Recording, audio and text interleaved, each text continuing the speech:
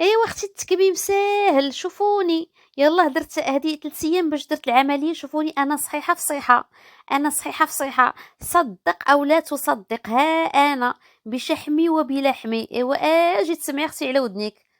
قول بتوع عباد الله، قول بتوع عباد الله، خرجتوا على سرسوب ديال عباد الله، كل وحده متبعه امه لا اله الا الله.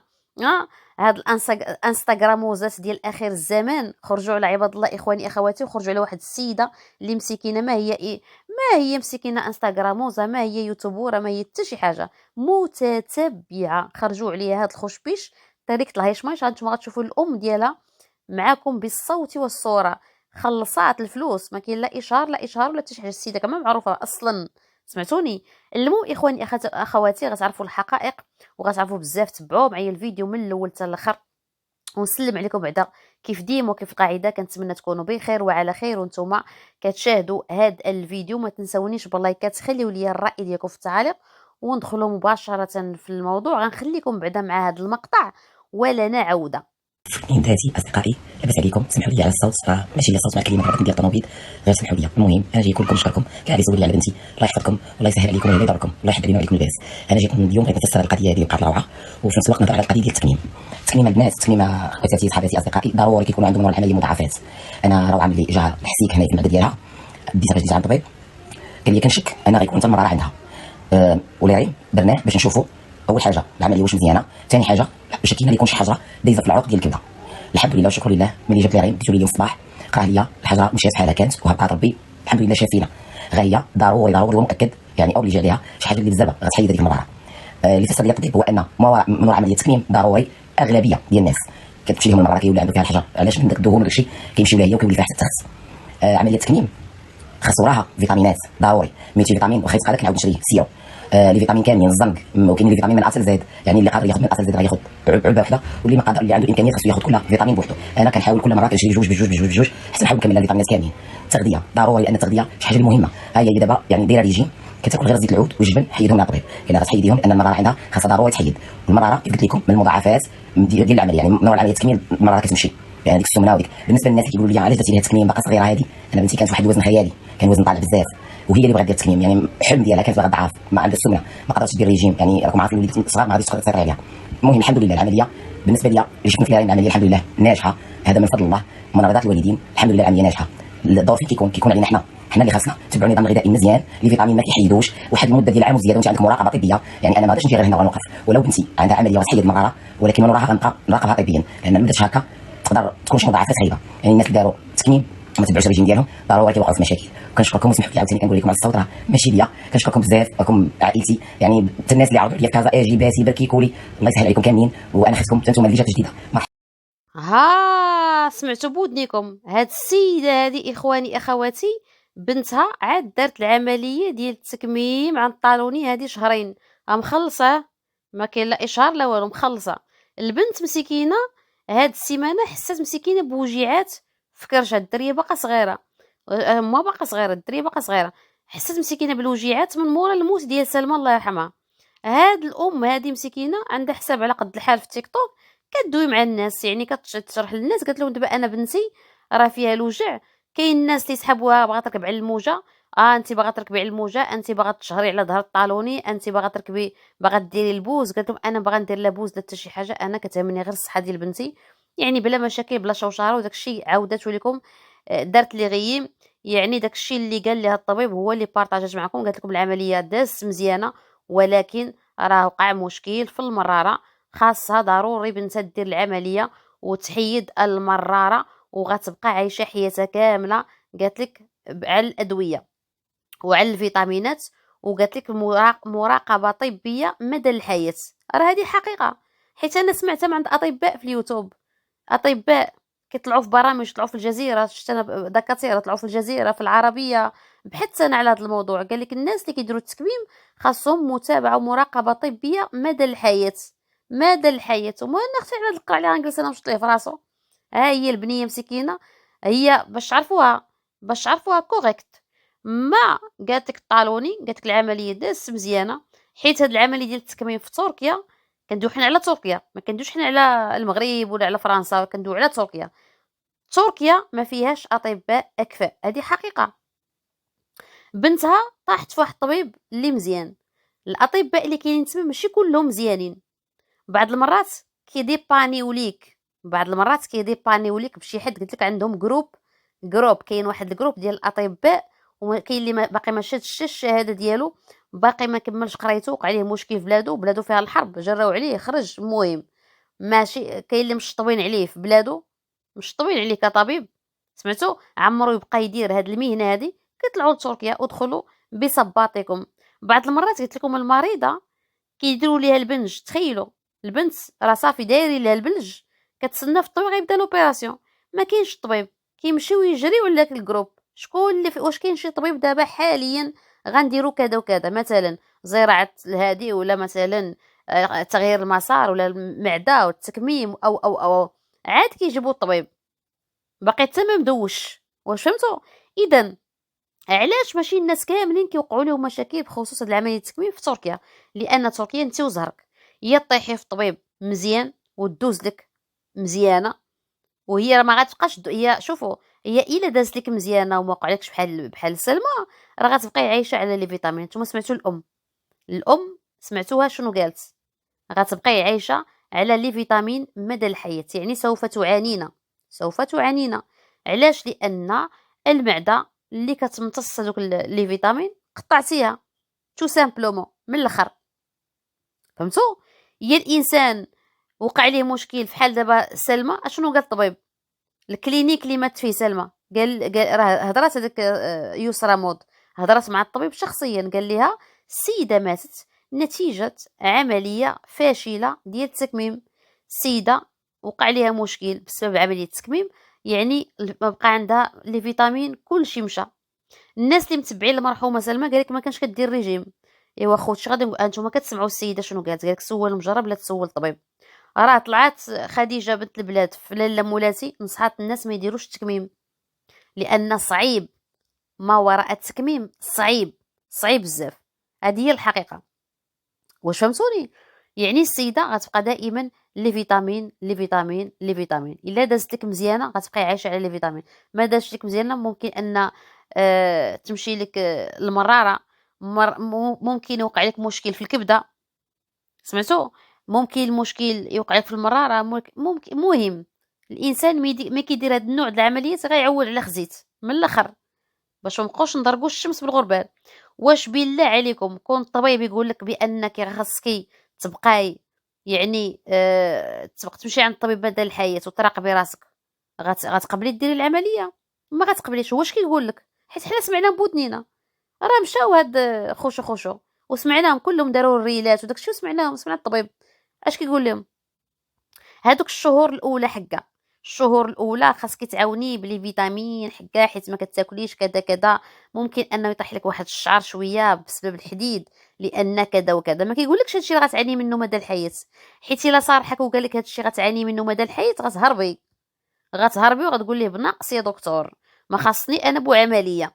ولكن هما ما كيصارحوكش، هذه هي الحقيقه، ما كيصارحوكش. واللي ما تيقنيش يمشي عند خديجه بنت البلاد، هذيك راه مسكينه حتى هي دارت التكميم، راه كتعاني، ودارتو في فرنسا يحصر عند اطباء كفاء، ماشي تركت الفابور. واش سمعتوا اخواني اخواتي؟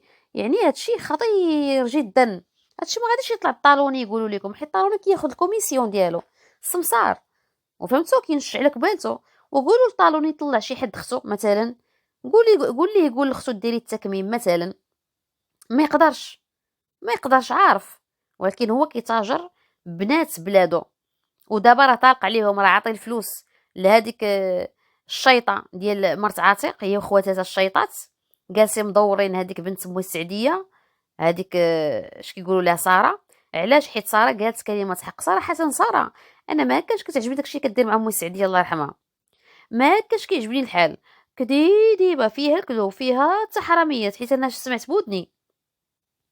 بودني انا واحد النهار حرشت عليا مو السعديه. تخيلوا انا مو السعديه واحد النهار كانت كدير واحد الكاس كدوروا على راسها، وانا درتو، بقيت كنشوف هذاك المنظر وقلت انا نجرب على مو السعديه. قلت لها هاي على مو السعديه، وصافي مرا كبيره واللي عندها 95 عام، واش انا غندير راسي في مو السعديه؟ هي شنو دارت باش تطلع فيديو؟ قالت لمو السعديه، قالت لها عرفتي مولات الماسك راه عيراتك عيريها، وبركات عليا مو السعديه القاف، واخا عليك القاف، واخا عليك هادي، واخا عليك هادي. تما عرفت انا مجرمه. سمعتوا مو سعديه الله يرحمها، انا مسامحه لمو سعديه طبعا، مو سعديه الله يرحمها ويوسع عليها ويجعلها ان شاء الله سيده من سيدات الجنه، يا ربي ترزقها الجنه وتغفر لها لنا ولها.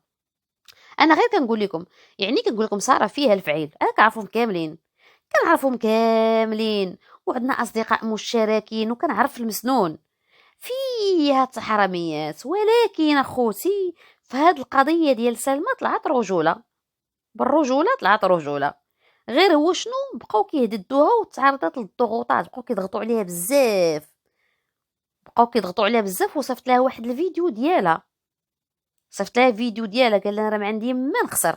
السيد غارق شكايات، اصلا معولش يدخل للمغرب، وخافت منين تعرضت للتهديد، خافت قالت صافي انا سوف انسحب.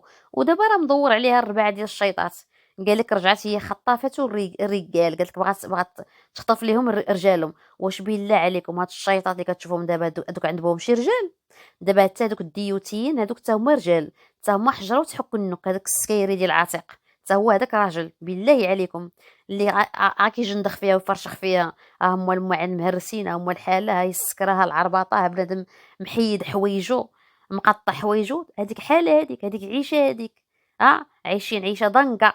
حتى هذاك حتى هو يحسبوه بنادم زوج، وهذا الشيء يحسبوهم هادو عيالات ومزوجات.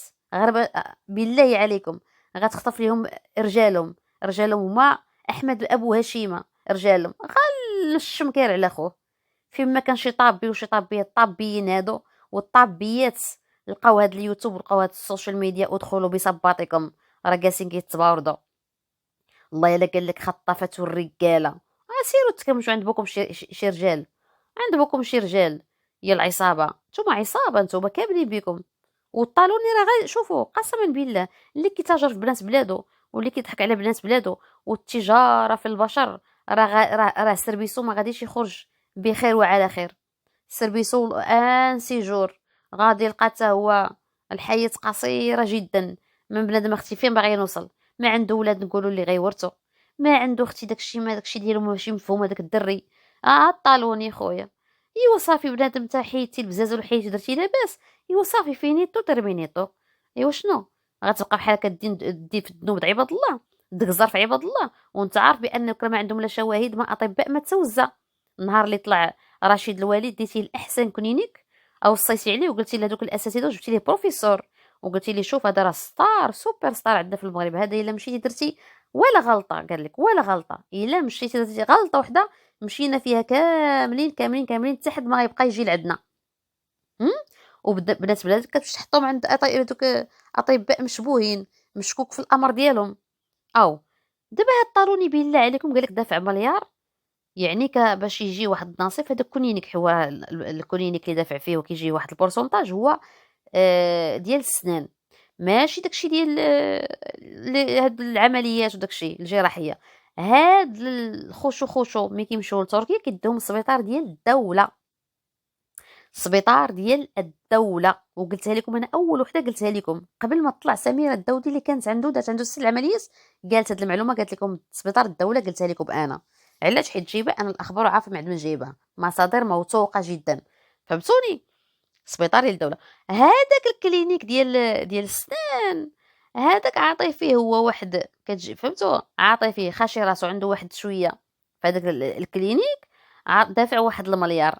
ايوا انت عندك مليار وعندك جوج ديال الديور في تركيا، وعندك السيكان ديال لويفيتا، وعندك الرالكس، وعندك الله يزيدك، وعندك شحال من طوموبيل. شوفوا شحال ديال الطوموبيلات تخرج هذاك. راه شوفوا كلينيك صوفيا جا، شوفوا هذاك السيد مول الكلينيك بنته سميتها صوفيا، عند صوفيا، وهذا الاسم عندهم متداول بزاف في تركيا على حساب مسجد صوفيا. واش فهمتوني؟ كيديروا بزاف كيسميو صوفيا، غير هو جات يعني جات صدفه جات بالصدفه. والناس كيشوفوا كلينيك صوفيا ما كيفهموا والو، كيشوفوا الطوموبيلات فيهم داك اللوغو ديال كلينيك صوفيا ما كيفهموا والو، ولا راه غير جات بالصدفه. هذه هي الحقيقه وهذا هو الواقع. وعلى نتايا ما عندك الاولاد ما كاين اللي ورثك، ما كاين عندك باش تعيش، دير اخويا تسامح مع راسك ومع بلادك، وتصالح مع ولاد بلادك، ودير غير مشروع كاع الا مبغاش تدخل للمغرب انا باش نجيك الصراحه، لان المجتمع لا يرحم. هذه انا شوفوا، كتعرفوني غير حقو راه كتكون واحد البلاكه عليك، راه كتبقى مدى الحياه، واخا تبدل واخا هذا هادشي اللي عطا الله. عندنا التنمر، عندنا هادشي كاين، ما نكذبش. خفتي يا سيدي، بقى سيدي في تركيا دير بوتيك، بيع الحوايج، عطا الله ما يدار، يدخل لك غير باش تاكل وتشرب وعندك دارك. الله يخلف، الله يجعل البركه. ليش بنادم هاد الفلاوس جمع لمن غتخليهم؟ حتى الولاد ما عندك لمن فلوس البان يديهم زعطوط، غدا ولا بعدو تمشي، شكون اللي يورثوها خوتك، ولا غيورث هذاك الهام اللي معاك. قال لك اسيدي انايا داير الوصيه، مره كيقول لك انا داير الوصيه لختي، عنده شي ختو تما، قال لك غادي تورث فيه شويه، كيقول لك انا داير الوصيه لهذا الهامل اللي عنده. فهمتوني؟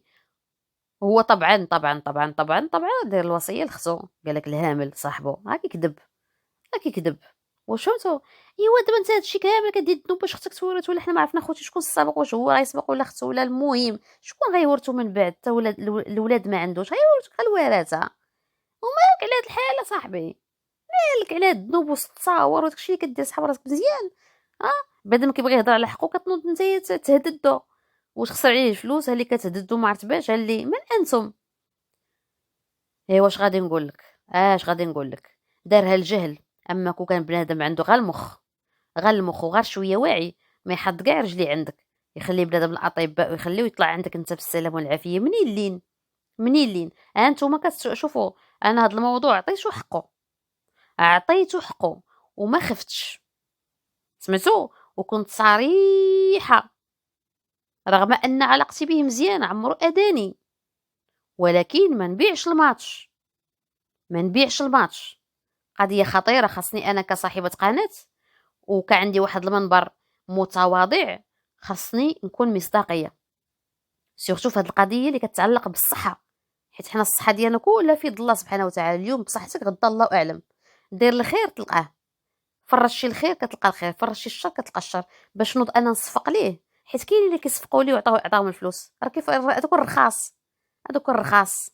كاين اللي وعده يصوب ليها سنانها، كاين اللي وعده يصوب لها جنابها، كاين اللي هددها. المهم هذوك الرخاص كاملين رخاص، خافوا وباعوا الماتش وخداو ميمي وطالعين كيحلوا في النك. هذوك ما يستاهلوش منكم انكم تتبعوهم، هذوك باعوكم نتوما، غدروكم نتوما كمتبعين، ما كانوش معكم. ما خدموش معكم رجوله، ما يعني ما قالوش الصراحه، ما قالوش لكم اخوتي ما ديروش العمليات، لا باقين كيبيعوكم العجل، باقين كيقول لكم لا بخير الامور داز طيبه، سيروا نتوما تهلكوا. هادو كيبغوا لكم الخير، هادو غدارين، هادو منافقين، هادو ما يستاهلوش انكم تتبعوهم. حيت كون كانوا كيبغوا لكم الخير، كما دابا هاد ساميه هادي راه كتقول خوتها راه قالوا لها سيري انت الاولى عاد نشوفوا حنا. قول دابا واش طلع خوتها؟ والله لا طلعوا، والله لا طلعوا، راه شافوا اختهما شنو داز عليها وشنو باقي كيدوز عليها. سمعتوا اخواني اخواتي؟ راه هذه هي الحقيقه. السيده راه مريضه، راه ما كتبغيش تبين، كدير الفلتر، راه كتحس براسها شويه كتنوض دير لكم ستوريات ودير لكم فيديو.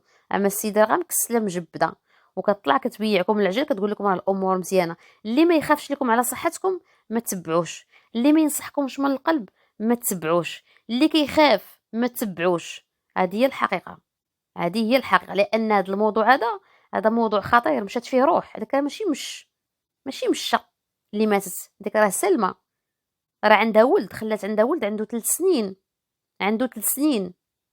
ما نوضوش حنا نشدو الفلوس اولا نوض نتصنت انا لواحد الهامل، واخا يكون ما عرفتش شنو يدير ليا، انا ما نتصنتش هذاك الوليد مسكين شنو ذنبه؟